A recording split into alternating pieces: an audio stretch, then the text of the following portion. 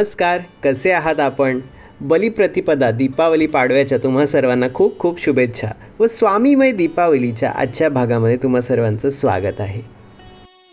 आज आपण एक छानशी गोष्ट ऐकणार आहोत व त्यावरूनच आजचा आपला स्वामी संदेश असणार आहे. एकदा दोन मित्र कामानिमित्त कुठेतरी जात होते. जाताना वाटेत त्यांना एक आमराई लागली. तिथली छान हिरवीगार झाडं आणि त्यावरचे रसरशीत आंबे बघून त्यांना आंबे खाण्याची इच्छा उत्पन्न झाली.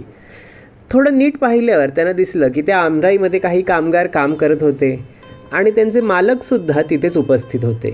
तेव्हा ह्यांनी थोडं पुढे जाऊन त्या मालकांना विचारलं आणि आपली आंबे खाण्याची इच्छा त्यांना सांगितली. ते मालक म्हणाले, हो, तुम्ही हवे तेवढे आंबे खाऊ शकता, मी तुमच्याकडनं काही मोल घेणार नाही, पण फक्त माझी एकच अट आहे.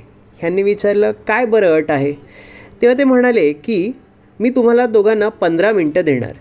15 मिनटामध्ये तुम्हाला हवे तेवढे आंबे तुम्ही खायचे, पण त्यावरती जराही मी तुम्हाला वेळ देणार नाही. 15 मिनटं झाली की लगेच तिथेच थांबायचं. ह्या दोघांना फार आनंद झाला. अरे वा, तयार झाले, चालेल, 15 मिनटं तर 15 मिनटं आम्ही तयार आहोत. त्या मालकांनी लगेच तिथल्या कामगारांना सूचना दिल्या आणि त्यांनी छान आंबे काढले आणि कापून वगैरे या लोकांसमोर ठेवले. जो पहिला मित्र होता ना, तो जाऊन मस्त बसला आणि आंबे खाऊ लागला. दुसरा होता तो जरा मालकांजवळच उभा राहिला आणि बरेचसे प्रश्न विचारू लागला त्यांना आमराईबद्दलचे, की म्हणजे किती एकर जमीन आहे, किती तुम्हाला उत्पन्न येतं यातून, किती झाडं आहेत, काय मजुरी किती, काय, असे अनेक प्रश्न तो त्यांना विचारून चौकशा करून ती सगळी माहिती घेत होता. तर जो पहिला मित्र होता तो छान तिकडे आंब्यांचा आस्वाद घेत होता. असं करता करता 15 मिनटं होऊन गेली. ते मालक म्हणाले की चला, तुमची 15 मिनटं आता झालेली आहेत, आता इथेच थांबायचं. पहिला मित्र होता तो छान आंबे खाऊन तृप्त झाला होता आणि छान आला आणि त्यांनी मालकांना सांगितलं, काय छान आंबे होते, रसरशीत आंबे होते, अगदी समाधान वाटलं मला आंबे खाऊन. पण जो दुसरा मित्र होता, जो तिथेच उभा राहिला होता चौकशा करत, त्याला मात्र धक्का बसला की अरे, आपण तर आंबे खाल्लेच नाहीत, आपण इथे ह्यांच्याशी बोलत होतो, ह्यातच 15 मिनटं निघून गेली, आता काय करायचं? ते मालक म्हणाले की नाही, मी जे आपलं ठरलं होतं त्याप्रमाणे वेळ झालेली आहे तुमची, आता तुम्ही अजिबात आंबे खाऊ शकत नाही. दोघंही मित्र तिथून निघाले. पहिला होता तो छान आंबे खाऊन त्यांनी तृप्तीचे ढेकर दिलेले होते, छान आनंदात होता तो. पण दुसरा होता तो मात्र निराश झाला, कारण ती चौकशी आणि त्या बोलण्यामध्ये त्याला काही आंबे खाता आलेच नाहीत. तर मित्रांनो, या गोष्टीवरून आपल्याला हा संदेश मिळतो की आपण ना स्वामी भक्तीमध्ये किंवा ज्या कुठल्या देवाची तुम्ही भक्ती करत असाल, तुम्हाला जे कोणी आवडत असतील, त्यामध्ये ना आपण त्या पहिल्या मित्रासारखं असलं पाहिजे.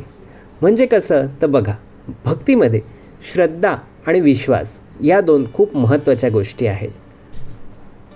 आता तो जो दुसरा मित्र होता ना, तो खूप तर्कवितर्क करणारा, बुद्धिवादी असा होता. तर जितकं आपण तर्क वितर्क बुद्धी लावत जाऊ ना भक्तीमध्ये, तितकं आपण लांब राहू स्वामींपासनं.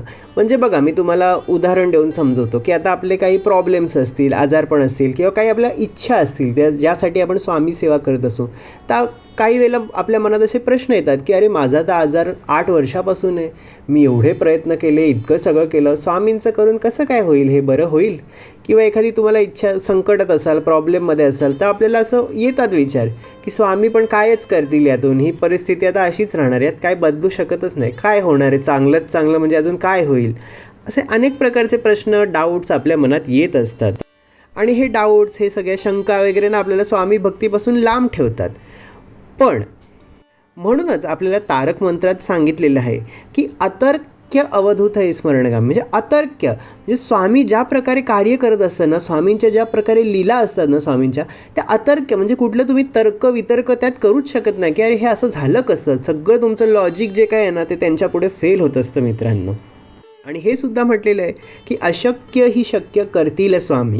म्हणजे आपल्या लिमिटेड बुद्धीला आपण विचार करतो तेव्हा आपल्याला त्या गोष्टी अशक्य वाटतात की हे होऊ शकत नाही, पण स्वामींसाठी या जगात काहीही अशक्य नाही. असे बरेच अनुभव मी स्वतःच्या डोळ्यांनी पाहिलेत आणि वाचलेले सुद्धा वगैरे आहेत की किती कठीण परिस्थिती होती, पण स्वामी भक्तीने ते सगळे प्रॉब्लेम सुटलेले आहेत, त्या सगळ्या त्यांच्या इच्छा पूर्ण झालेल्या आहेत मित्रांनो. तर ही गोष्ट आपण कायम लक्षात ठेवायची आहे. स्वामी भक्तीमध्ये जर आपल्याला आध्यात्मिक प्रगती करायची असेल, जे काही प्रॉब्लेम असतील, संकट असतील, इच्छा असतील, 2 गोष्टी कायम लक्षात ठेवा. विश्वास हाच श्वास आहे. तर जेवढा तुमचा विश्वास दांडगा ना, तितके तुम्हाला चांगले चांगले अनुभव येणार आहे, तितक्यात लवकर तुम्हाला स्वामी भक्तीची प्रचिती येणार आहे. तर आता स्वामी सेवा करताना मनात पूर्ण विश्वास ठेवूया आणि स्वामींवर श्रद्धा ठेवून सेवा करूया. तर आजचा हा व्हिडिओ तुम्हाला कसा वाटला ते मला नक्की लिहून कळवा. आवडला असेल तर लाईक आणि शेअरसुद्धा करा आणि आपलं स्वामींचा महिमा या चॅनलला सबस्क्राईब अवश्य करा. चला तर मग स्वामी तुम्हाला नेहमी सुखात, आनंदात आणि सुरक्षित ठेवो हीच त्यांच्या चरणी प्रार्थना. धन्यवाद. श्री स्वामी समर्थ.